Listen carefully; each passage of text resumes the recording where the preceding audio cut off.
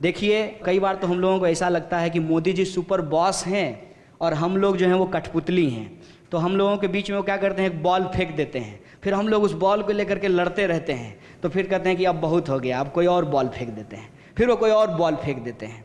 तो वो क्या कर रहे हैं कि वो अपना एजेंडा जो है चुपचाप बैकग्राउंड में रिप्लेस करते जा रहे हैं। इस बात को आपने जो बोला उसमें मैं कुछ निकालूं तो उसका ये निकाल दूं कि एक जो प्रोपेगेंडा है, उस प्रोपेगेंडा की वजह से जो असली मुद्दे हैं वो छुप रहे हैं। ठीक है, वो मैंने अपनी शुरुआत में उस कॉन्टेक्स्ट में भी सब बताया कि असल मुद्दा क्या हो जाता है। तो आप ये जो प्रोपेगेंडा है, मैं आप तीनों से सवाल कर लूँ, इस प्रोपेगेंडा को आप डील कैसे करेंगे, उसको सोल्यूशन क्या है? और मैं ये सब बारी बारी सबसे ये आंसर लेना चाहती हूँ। जरूर, मैं ही पहले इसका आंसर दे देता हूँ। देखिए, पहली तो बात यह है कि आप उस फोर्स से लड़ रहे हैं जो फोर्स इस देश के अंदर लगभग 95-96 साल से कार्यरत है। और उस फोर्स की खासियत क्या है, वो कभी भी अपना पॉलिटिकल एजेंडा फ्रंट पे नहीं रखती है।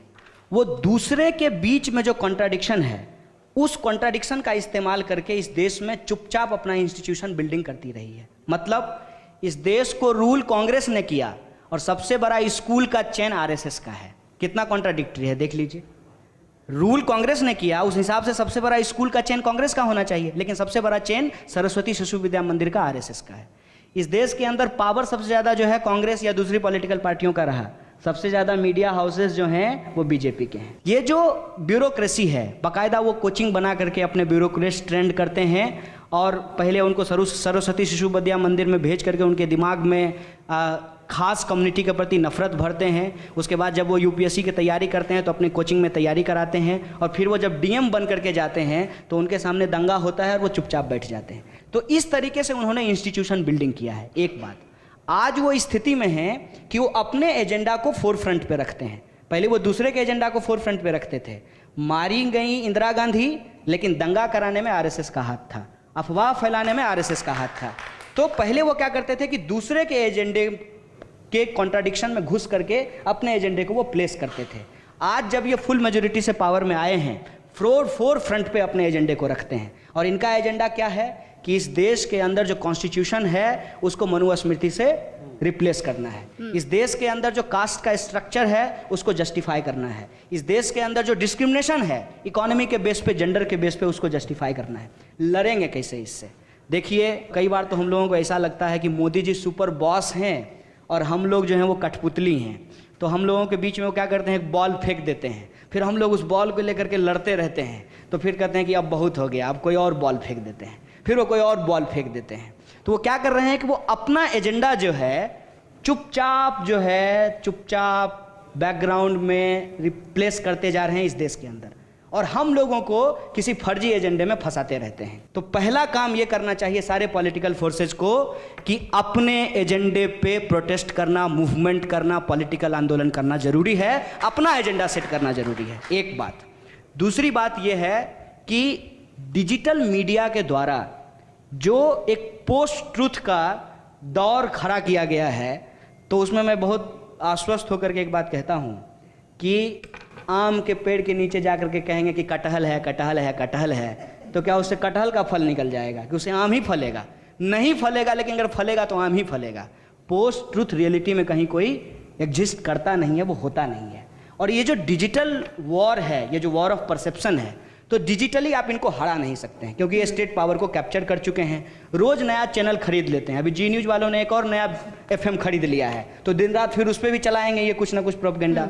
तो डिजिटली तो आप उस तरीके से इनको काउंटर नहीं कर सकते हैं, लेकिन एक जगह है जहां आप इनसे काउंटर कर सकते हैं, चप्पल घिसने में।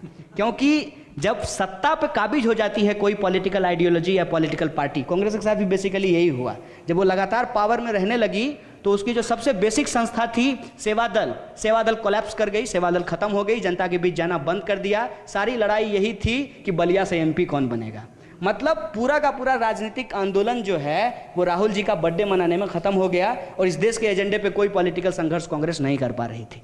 तो ये जो चप्पल घिसने का कोई विकल्प नहीं होता है, इस विकल्प को हम लोगों को अपनाना पड़ेगा। कितना भी झूठ बोला जाए, लेकिन मास में जाकर के अगर सच एस्टेब्लिश करने की कोशिश की जाए तो सच को एस्टेब्लिश करना हमेशा आसान होता है। सिंपली लोग कहें अच्छे दिन आ गए, बिजली के बल्ब बन गए, एक बात जाकर के पूछिए, दाल कितने रुपए किलो खरीद रहे हैं? देखिए एक संगी भी कहेगा 200 रुपये किलो, तो आया अच्छा दिन। ये सवाल जो है आपको एस्टेब्लिश करना पड़ेगा। और मास कॉन्टैक्ट को अगर इफेक्टिवली बढ़ाना चाहते हैं तो मैं एग्री करना चाहता हूं अपने साथी से कि आज के समय में जो अपोजिशन की हालत है, कोई भी पॉलिटिकल पार्टी इस कंडीशन में नहीं है कि वो आरएसएस बीजेपी का अकेले मुकाबला कर सके। एक मिनिमम एजेंडा बना करके हो सकता है कि मेरे संगठन में 10 लोग हों और आपके संगठन में 1000 लोग हों, लेकिन 1010 लोग अगर इस सवाल पे एकजुट हों कि हम हायर एजुकेशन में फंड कट को बर्दाश्त नहीं करेंगे और पूरे देश से जो है 5 लाख लोगों को जमा करके मोदी जी के सामने जाकर के कहेंगे कि मोदी जी सूट तो पहन लिए, हम लोगों को रोजगार नहीं मिला, हमारा 2 करोड़ रोजगार दीजिए।